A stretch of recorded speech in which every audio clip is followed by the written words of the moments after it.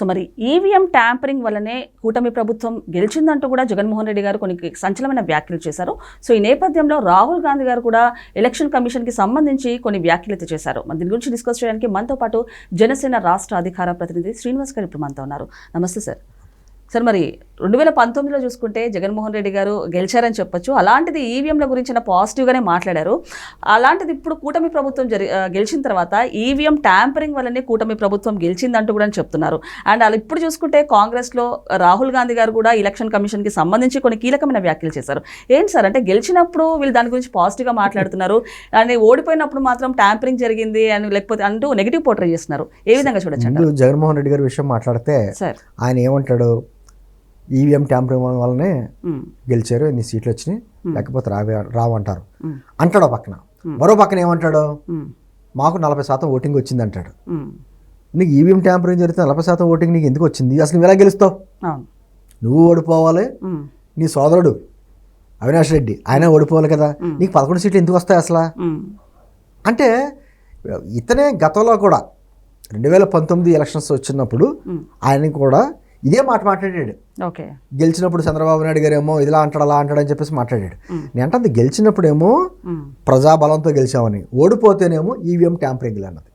ఇప్పుడు రాహుల్ గాంధీ కూడా అదే మాట మాట్లాడుతుంది. అంటే వాళ్ళకి తేడా లేదు, అది తల్లి కాంగ్రెస్, ఇది పిల్ల కాంగ్రెస్, అది ఇష్యూ కాదు. అందరూ ఒకటే చెట్టు నుంచి వచ్చిన వాళ్ళు కదంటే వెళ్తాను ఒకే వృక్షం. ఎందుకంటే రాహుల్ గాంధీ గారు కూడా ఈ రోజున ఎలక్షన్ కమిషన్ ఈరోజు కలుస్తున్నారు. మహారాష్ట్ర ఎలక్షన్స్లో అక్కడ చాలా భారీ అవకతవకలు జరిగినాయని రకరకాలుగా ఆయన మాట్లాడుతూ ఆయన కొంచెం ఫిర్యాదులు చేశాడు. ఎలక్షన్ కమిషన్ కూడా చెప్పింది, మీ దగ్గర ఆధారాలు ఉంటే ఆధారాలు అఫిడవిట్ రూపంలో ఇవ్వండి, లేదు అంటే మీరు తప్పు చేసే ఉన్నట్టుగా క్షమాపణలు చెప్పండి, రెండిట్లో ఏడు చేయాలి కదా. ఇప్పుడు నోటికి వచ్చిన ఆరోపణ చేయడం కాదు, ఆధారాలతో సహా అక్కడ పెట్టాలి. ఎందుకంటే అమ్మ ఖచ్చితంగా ఎన్నికల వ్యవస్థలో లోపాలు ఉన్నాయి, కానీ దాని లోపాలను సరి చేసుకుంటూ వెళ్ళాలి తప్ప మొత్తం వ్యవస్థ మొత్తం ఏదో కూలిపోయిందంటే. ఈరోజు మనకి భారతదేశంలో నిజాయితీగా జరుగుతున్నది ఏదన్నా ఉందా అంటే ఎన్నికల సిస్టమే.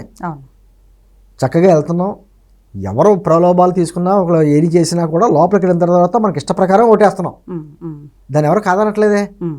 ఓటు అనేది బ్రహ్మాస్త్రంగా ఇచ్చారు. అంటే సార్ ఇప్పుడు ఓడిపోతే ఈవీఎంలని బ్లేమ్ చేస్తున్నారు. అలాంటిది మెషిన్ పక్కన పెడితే ఇప్పుడు జగన్మోహన్ రెడ్డికి సంబంధించిన వైసీపీ కార్యకర్తలు కానివ్వండి, వాళ్ళ ఫ్యామిలీ మెంబర్స్ కూడా ఇప్పుడు టీడీపీలోకి వెళ్తున్నారు. దీని ఏ విధంగా చూడొచ్చు? ఒకటి అంటే చాలా ఈజీగా బ్యాలెట్స్ అయితే చాలా ఈజీగా ఎత్తుకుపోవచ్చు, వాటిలో ఇంకిలిపోయచ్చు, లేకపోతే వీళ్ళ గుద్దేసి దాంట్లో వేసుకోవచ్చు, రకరకాలుగా చేయొచ్చు. ఇవన్నీ పాపం అవకాశం లేకుండా పోయింది. ఎలక్ట్రానిక్ సిస్టంలో అలవాటు ఈ అవకాశం లేకుండా పోయి ఇప్పుడు వాటిలో ఏది చేస్తున్నారు. నేనేమంటానంటే ప్రపంచం అంతా మారి ఎలక్ట్రానిక్ వైపు వెళ్తున్నప్పుడు దాంట్లో ఏదన్నా లోపాలు ఉంటే చెప్పాలి.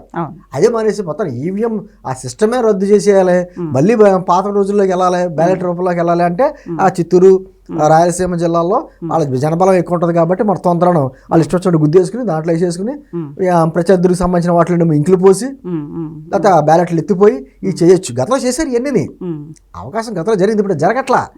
అంటే ఎలక్షన్ సిస్టమ్ చాలా అద్భుతంగా జరుగుతుంది, కొన్ని లోపాలు ఉన్నాయి.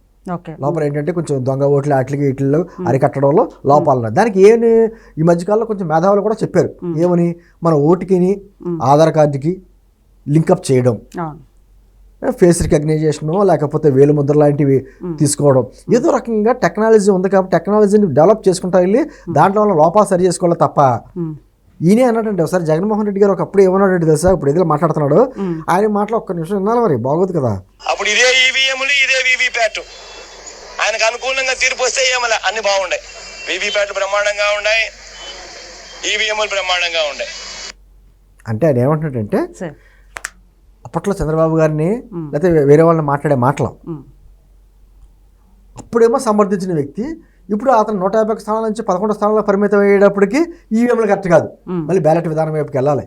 ఎన్నికల విధానం చాలా లోపభూయిష్టంగా ఉంది, బీహార్లో ఇలా జరుగుతుంది, మహారాష్ట్రలో ఇలా జరిగింది చెప్పి రాహుల్ గాంధీ అన్నారు. మళ్ళీ రాహుల్ గాంధీ గురించి సపోర్ట్ చేస్తా వాళ్ళు సనాయకులు నొక్కుతున్నారు. ఎందుకంటే వాళ్ళ పిల్ల కాంగ్రెస్ నాకు చెప్పినట్టు వాళ్ళ తల్లి కాంగ్రెస్ వాళ్ళ పిల్ల కాంగ్రెస్ కదా. వీళ్ళ రోజు రోజుకి పతనం అయిపోయిన స్థితిలో మళ్ళీ ఇది వెనకాల రాతీయుగాల్లోకి వెళ్ళేటువంటి ప్రయత్నం తప్ప మన టెక్నాలజీని డెవలప్ చేసుకుందాం ఎందుకు అనుకోరు?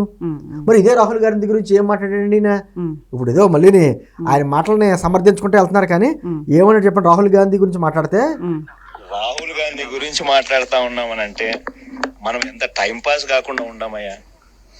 ఆ మనిషి ఎప్పుడు వస్తాడో తెలియదు, దేశంలో ఎప్పుడు ఉంటాడో తెలియదు, దేశం విడిచిపెట్టి ఎప్పుడు పోతాడో తెలియదు, ఎన్ని నెలలు కనీసం కనపడకుండా పోతాడో తెలియదు. ఆ మనిషి మాట్లాడడం రాహుల్ గాంధీ గారి గురించి ఎప్పుడు ఉంటాడో తెలియదు, దేశంలో ఎప్పుడు అమ్మమ్మ గారి ఇంటికి వెళ్ళిపోతాడో తెలియదు, ఏం మాట్లాడతాడో తెలియదు, అతని గురించి మాట్లాడడం టైం వేస్ట్ అన్నట్టుగా మాట్లాడాడు. ఇప్పుడు అదే మాటను రాహుల్ గాంధీ గారు ఏదైతే ఎలక్షన్ సిస్టంలో లోపభూయిష్టం ఉందని చెప్తున్నాడో దాన్ని సమర్థిస్తే అప్పుడు మాట్లాడుతున్నాడు. అలాగే ఈవీఎంల గురించి అప్పుడు ఎలా వ్యతిరేకించాడు, ఇప్పుడు అలాగే మాట్లాడుతున్నాడు. నేను అంటుంది ఒక విధమైన ప్రజలను అవమానిస్తున్నారు మీరు.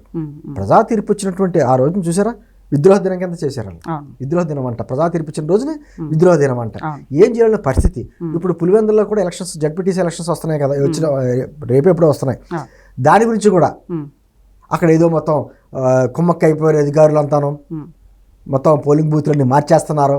అంటే ఆల్రెడీ పరాజయం కళ్ళ ముందు కనపడేటప్పటికి ఇటువంటిది మారుతారు. ఓటమి ఆల్రెడీ ఒప్పుకున్నారు అక్కడ. అంటే పులివెందుల చూసుకుంటే వైఎస్ఆర్ కుటుంబానికి ఒక కంచు కోట అని చెప్పుకోవచ్చు సార్. అలాంటిది పులివెందుల ప్రజలు కూడా జగన్మోహన్ రెడ్డి గారు ఎప్పుడెప్పుడు అరెస్ట్ అవుతారంటూ కూడా వెయిట్ చేస్తున్నటువంటి పరిస్థితి ఏర్పడింది. చూడరమ్మా, ఒక్కసారి ఇన్ని దశాబ్దాలకి ఈ కుటుంబాన్ని మనం అండగా నిలబడ్డాం, ఈ కుటుంబం మనకి ఏం చేసింది అనే ఆలోచన ప్రజల్లో మార్పు రాలేదా? గతంలోని ఫ్యాక్షన్స్ ఎక్కువ ఉండేది. ఎందుకు ఉండేది అంటే వాళ్ళకి వేరే వ్యాపకాలు ఉండేవి కాదు, వాళ్ళ సంపాదనలు ఉండేవి కాదు.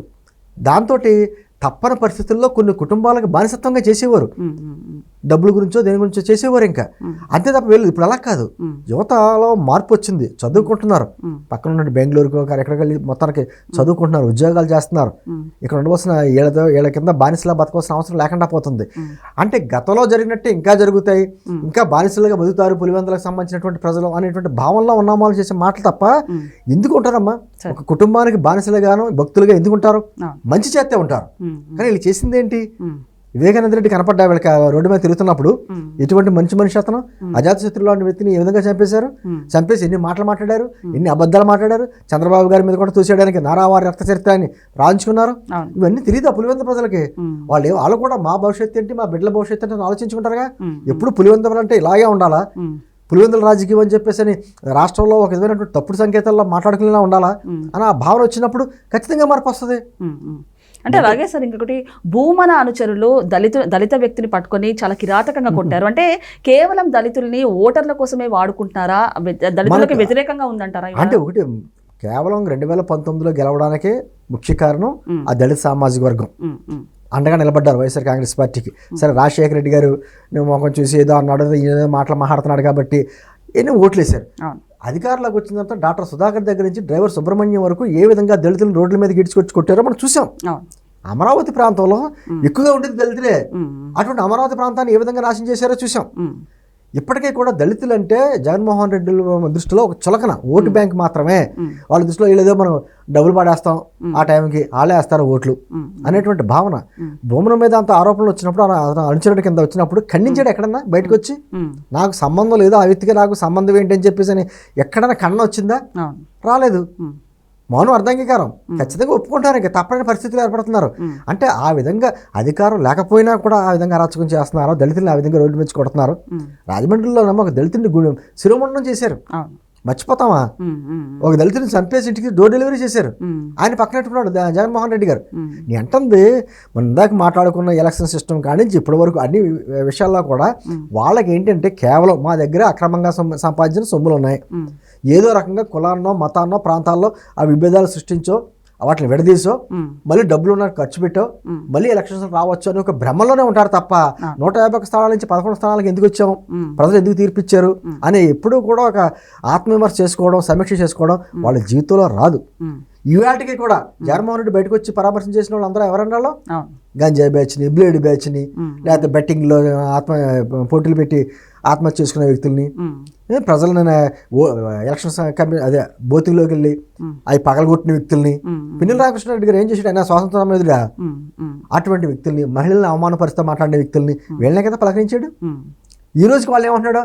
వాళ్ళందరూ సోషల్ మీడియా యాక్టివిస్టులు, లేకపోతే ప్రజా సేవకులు, వాళ్ళకి ఏం తెలుసు, అమాయకుల మీద కేసులు పెడుతున్నాడు, మాట్లాడుతున్నాడు. సరే, ఇంకొకటి జగన్మోహన్ రెడ్డి గారి ఆప్తుడైన వెంకటేష్ నాయుడు గారు కూడా ఒక హీరోయిన్లతో కలిసి ప్రైవేట్ జెట్స్ లో విహారించడం ఇలాంటివి చేస్తున్నారు. తమన్నా కూడా దీనికి సంబంధించి ఎక్కడ కూడా ఒక అంటే ఒకటి ఇవ్వలేదు క్లారిఫికేషన్ అనేది. అదే ఆమె ఏ పరిస్థితుల్లో వాళ్ళు బయలుదేరి వెళ్ళారో, ఏంటో కార్యక్రమం ఏంటో మనకు తెలియదు. ఆవిడ మాట్లాడితే మనకు ఆయన తెలుసు.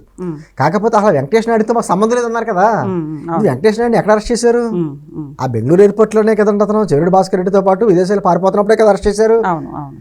ఆ డబ్బులు మూటల కట్టలతోటి ఆ లెక్కెడుతున్నప్పుడు వీడియోలు కూడా బయటకు వచ్చినాయి కదా. అంటే ఇంకొకటి ఏడాదికి 5 లక్షలు ఉన్న ఇతను సార్ ఏ విధంగా జెట్ ఫ్లైట్స్ లో ప్రైవేట్ జెట్ ఫ్లైట్స్ లో వెళ్తారంటారు? అన్ని బయటకు వస్తాయమ్మా. ఇప్పుడు పోలీసులు అరెస్ట్ చేశారు, విచారణలో అన్ని తెలుస్తాయి. వాళ్ళ ఆస్తులు అంటే మనం ఇంకా లోతుగా వెళ్తే జగన్మోహన్ రెడ్డి గారు వాళ్ళ ఆస్తి 2004లో ఎంత ఉంది?